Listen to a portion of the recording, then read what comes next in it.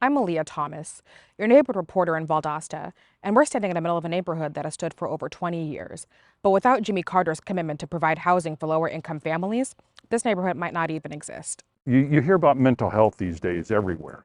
Well, one of the biggest foundations for mental health is a stable family life, a stable home, and a neighborhood that's safe. That's the stability Jimmy Carter and hundreds of workers came to build in Valdosta back in 2003. 28 homes went up. John H. Merriweather Jr., just one of dozens approved to move in.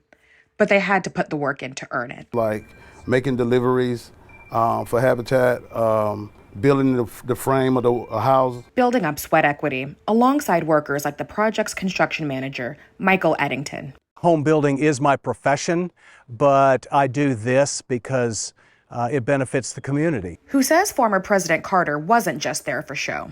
He was very vigorous. He cut some lumber, he hammered some nails, he put on some siding. Also hammering out the future of this neighborhood?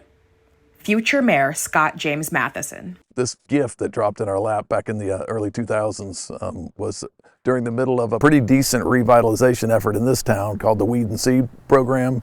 It was doing a pretty good job of identifying substandard housing and doing a revitalization effort. Volunteers even came from other countries to pitch in. A guy from Germany that came. I call him my German brother. When all was done, Mr. Carter presented Merriweather, his wife, and their two sons with a signed Bible and an American flag to grace the place they'd call home for the next 2 decades. The executive director of Valdosta Lowndes Habitat says those chosen to get the homes still had to be able to afford the mortgage. He tells ABC 27 about 80 to 85% of people who moved into the homes built by the Jcwp are still in them. Many are now nearing to the point where they'll have paid off their entire mortgages.